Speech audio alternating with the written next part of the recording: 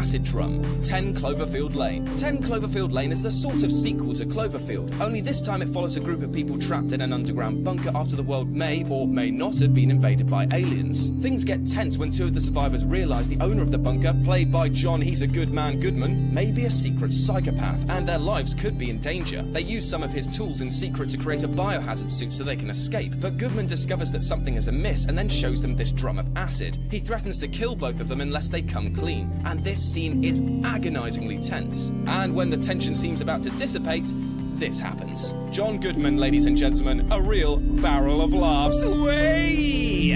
Number 7, the basement scene. Don't Breathe. Director Fede Alvarez proved with his Evil Dead remake that he knows how to make audiences squirm, thanks to a mixture of gross-out body humour and fluids just shooting everywhere. He toned down the gore a bit for Don't Breathe, but even then he conceived of a deeply gross scene involving leading lady Jane Levy. That was a bit of a tongue twister, wasn't it? She plays one of 3 thieves who break into a house of a rich blind man, not realising that he's a psychopath with a dark secret. It turns out he kidnapped the lady who killed his child in an accident and impregnated her with a turkey baster so that she could then conceive a replacement for him. When this poor lady dies trying to escape, he blames Levy's character, tying her up in a harness. He explains his plan in terrifying detail about how he'll use her as a surrogate instead, and then preps another baster from the fridge. It's deeply unsettling, to say the least.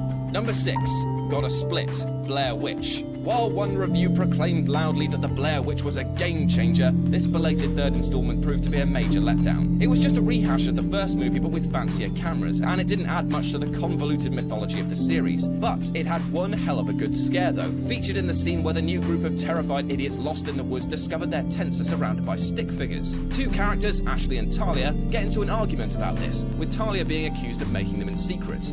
Ashley snaps one of the figures in anger, which has the unfortunate side effect of ripping Talia in half too. This film definitely lacked the atmosphere of the original, but this one moment alone redeemed it slightly. Number 5, failed negotiation, Green Room. While not technically a horror movie, Green Room certainly isn't short on tension or gore. The film is stomach-churning tense in places, and an oppressive atmosphere clings to it. Once things go sideways and a luckless punk band are trapped inside the addition to losing the gun, the entire scene is crackling with suspense, and the resulting attack is a real shocker. Number 4, a jawsome scare, The Shallows. The Shallows was a surprisingly enjoyable genre entry revolving around Blake Lively being trapped on a rock while a ridiculously hungry shark circles around her, which for everything else she's been in seems like a fitting punishment. This simple setup is milked for every ounce of suspense, and has a couple of really good jump scares. The best involves Lively trying to retrieve a helmet without attracting the shark's attention. She manages to retrieve it only to turn around while the shark jumps out of the water right behind her, and gives her a good show of his massive jaws. This shock is expertly timed, and sends adrenaline crashing through the scene and the viewer. Number 3, the ceiling scare, Ouija, Origin of Evil. Ouija Origin of Evil shocked everyone by not being a steaming pile of shit. Like the title suggests, this one is actually a prequel, telling the story of how the events of the first movie came to be. It's a solid little horror flick too, and saves the best scare for last. This involves the surviving sister trying to summon the spirit of her dead counterpart.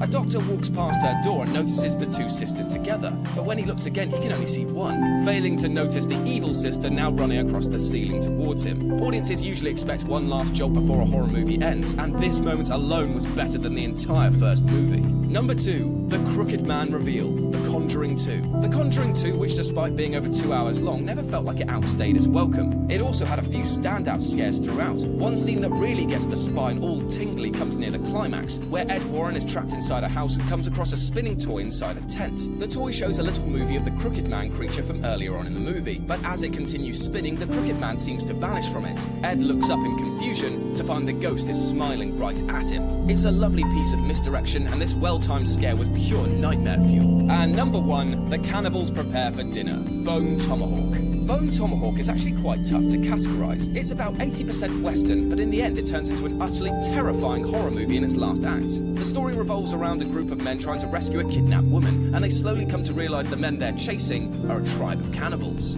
They're taken prisoner by the tribe late in this story, and the sheriff has to watch helplessly as the clan prepare to cannibalize one of his men. The sheer dread and brutality of this moment burn its way into your brain, and the camera doesn't flinch from showing the poor guy being scalped and split apart in the most painful